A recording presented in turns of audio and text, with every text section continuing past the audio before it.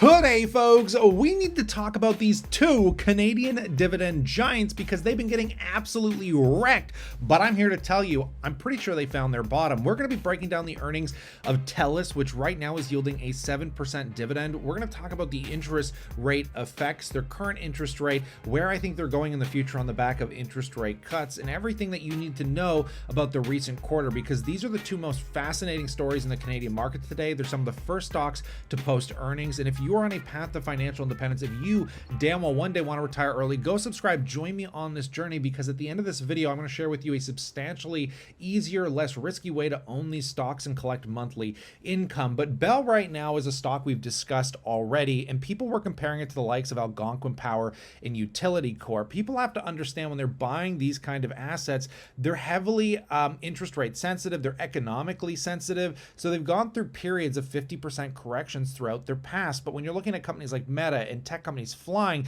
you have to understand, if you're a total return investor, which you should be, you're not going to really care about these drops, because it's likely you're buying this for income. And I'm telling you right now is probably one of the most opportune times to be buying these companies. Now, Bell, you've seen the stories. Their legacy media business, one thing I've told you why not to buy Bell has been wrecking them, which comes at no surprise, but they've been making investments in the US, and they recently announced that, hey, you know, we're going to cut the not cut the dividend, but basically freeze the dividend increases, right? Which pissed off a lot of shareholders. But what they haven't been paying attention to is actually the net income. Even on the back of their media business, which again, I think is terrible on the forefront of streaming and YouTube. Why would you ever want to own Crave or these really cyclical, high expensive businesses to operate when there's so much better opportunities out there, which is why I think Telus is always a superior buying opportunity. But you have to recognize that this company really turned it around recently. I mean, they had a surprise beat on their earnings per share of 97 cents, which is a sign that they're able to turn the earnings around. The revenue is still flatlining to the downside slightly, but again, you have to understand, this company isn't a company that did a great job doubling the dividend over the last 10 years. And right now, their dividend at 10% comes with some absolutely a prudent risk. Anytime you see these high yields, they could be dividend traps, and that's something you have to be aware of. But it's also intriguing that if I invested $10,000 today into Bell, I would be making $1,000 annually, which would likely cover my phone bill, my internet bill in perpetuity for the rest of my life. And the fact is these are monopolistic companies. There's only a few of them, and you have to understand they're not going anywhere no matter how bad they get. They will be bailed out. There will always be value in these businesses. So it takes a certain kind of investor to want to buy them, right? So let's just talk about Telus here, because Telus, in my opinion, is my favorite. We do own this individually between the fiance and I's portfolio. Not a huge position by any metric, but I'm telling you, I think this is the sign of the bottom for Telus. With a 7.17% yield, they actually just announced the increase, which we're going to read into. They've done a fabulous job at doubling the dividend over the last decade from 18 cents to 39 cents. We are seeing a record high yield unlike any opportunity in its history, which is incredible. And if we read into it, the net income on earnings were higher by 88%. And this is what I told you about restructuring costs. People just keep thinking that this is like an endless trend of the money just burning, but they laid a ton of employees off. They had restructuring costs that are extremely, they're expensive in the short term.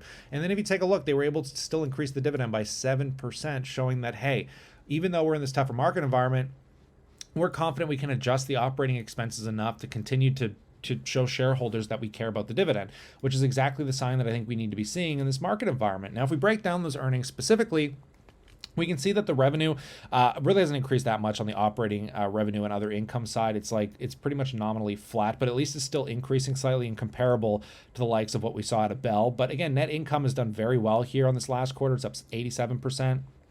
Annually, it's up 11%, double-digit growth. Ain't nothing wrong with that. Obviously, the dividend increase was very nice to see. But if we look deeper into this, because the breaking down of their business, which is why I love this company so much, is we're getting diversified growth. I mean, their healthcare services, when it comes to telehealth, is up 4%. They obviously have security aspects of their business, but obviously mobile and fixed equipment is seeing a nice little increase here. The mobile network revenue is still up. Keep in mind, we still have the back tailwind of the government not allowing immigration like they once did. So our population is likely to stall out, which could hinder some growth in the future. But more or less what I'm looking for right now is the stabilization and the continual cut of interest rates. This does not happen overnight. It's like people thought that as soon as they start cutting rates, these companies would benefit immediately. It's not how it works. This is going to take anywhere from 1 to 2 years to take full effect. And we need to see interest rates get down closer to probably 2% to see a huge impact on cash flow. flows, because right now, if we take a look at their debt and their interest expense, we're talking about 351 million, which is up 5% in the quarter. Over $1 billion annually is being paid in interest expense. And we can see that their credit facility, their lease liabilities, all combined work out to being 4.4% as of September 30th, compared to 4.33% just 1 year earlier. So we're not going to see a material impact on their cash flows, at least for another 12 plus months. We need to see interest rates come down more, and we need to start seeing, obviously, them releasing these buildings. You're going to have to see them, when it comes to their credit facility, how that impacts immediately.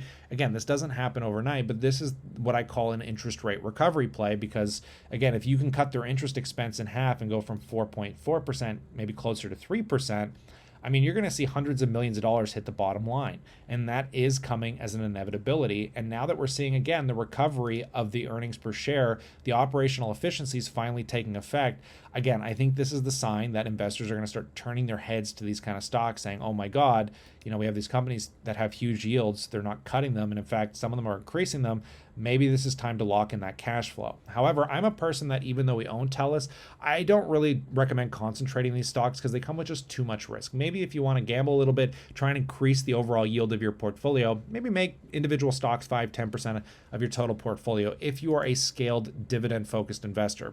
As a newbie investor, I still have a hard time wanting to buy those stocks on the back of tech growth, the S&P 500, etc. But what you can do, and what I'm doing, is continuing to buy Canadian dividend ETFs. And if you want greater exposure to the telecom giants, it's very easy to buy either XEI or XDIV. Both these have performed exceptionally well. And if you just take a look, we can see that Bell and Telus, and basically this first ETF, XEI, make up about 7%, almost 7% of the entire portfolio. Actually, a little bit more than that, I think. They make up 7 to 8% of the entire portfolio, which is really nice to see. But you get the diversity of all the other Canadian stocks that are great. Suncor, Canadian Natural Resources. The fact is you don't need to own Canadian stocks individually. There's just so few of them. It's not like the S&P 500.